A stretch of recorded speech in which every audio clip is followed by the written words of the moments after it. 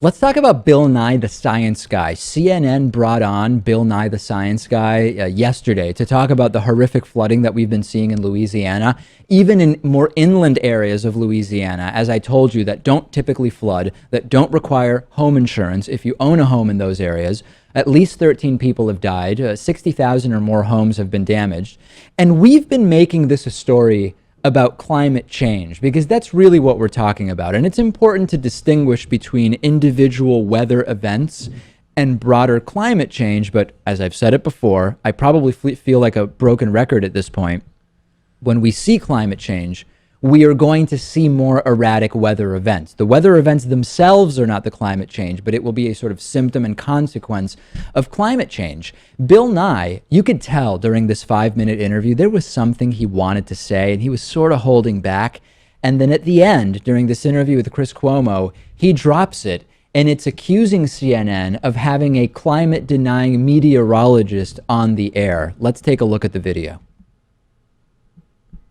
Breaking. You would not need to have a military on the other side of the world protecting oil fields. People would not be as motivated to set oil fields on fire if we had renewable electricity here.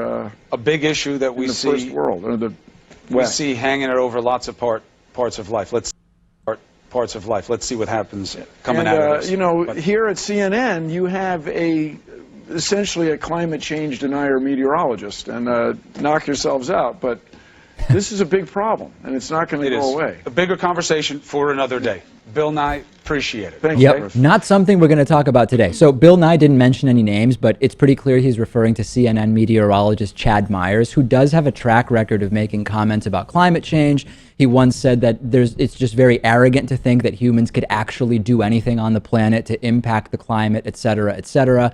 Whenever I hear that, whoa, that's a different conversation for a different day, I always think those will be that will be the death knell of the human race. Hey, you know what? That's a conversation for a different day. Like those facts and those figures and all that reality of every day. Yeah, that's another conversation for another day. Clearly. Now, in Chad Myers' defense, he went on Twitter and he actually made 2 tweets about this. The first one, which I will put up for you here, Chad Myers said, "Not me, moved to climate change in 2009, and then actually following that up again with another tweet where he said, what did he say? This one is not it. But anyway, he added, "A scientist can be swayed by data," and I was. So I have sort of mixed feelings about this, Rachel. On the one hand, some people are saying Bill Nye is hugely courageous. He went on CNN and he said to them, "You are part of the problem. You have this climate change denier on the air." At the same time, you could make the argument that Bill Nye showed up uninformed, not realizing that Chad Myers no longer supported those climate change denial ideas of 2009 or 2010. Hero, courageous, ignorant, uninformed, I don't know.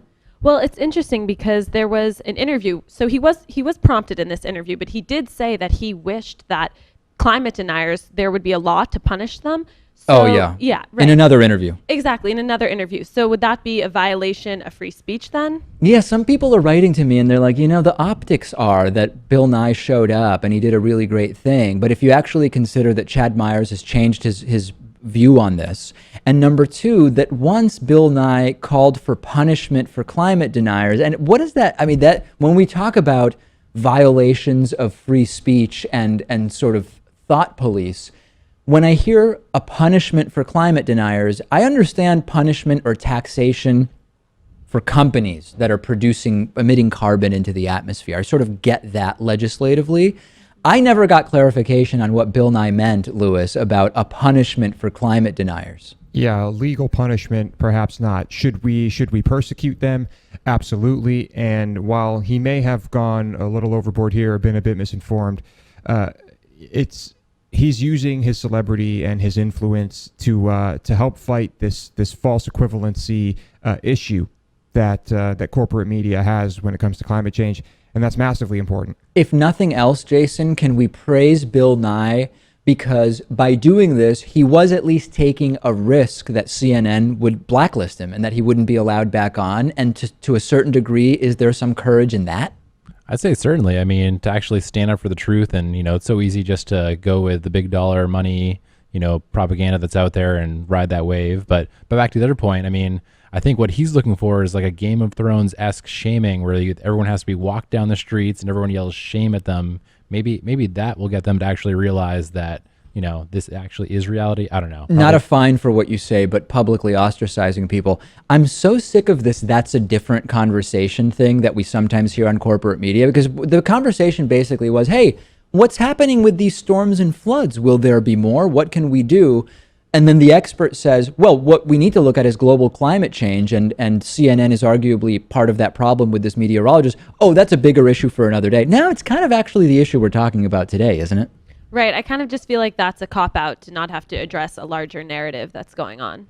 Warby Parker is offering a free 5-day home try-on to give you the opportunity to check out their glasses. I personally wear Warby Parker glasses when I'm not wearing my contact lenses, and I also started with one of these free at-home try-ons of 5 pairs of glasses. You can get your free home try-on and support the David Pakman Show at warbyparkertrial.com/TDPS. I don't really like going into glasses stores and trying on glasses while the salesperson sort of hovers over me, and I like more than 30 seconds to actually figure out whether I like the glasses. So with the Warby Parker home try-on, I was able to pick 5 pairs that I liked, put them on in the comfort of my own home, pick the one I like the most, and then Warby Parker put my prescription lenses in there for me.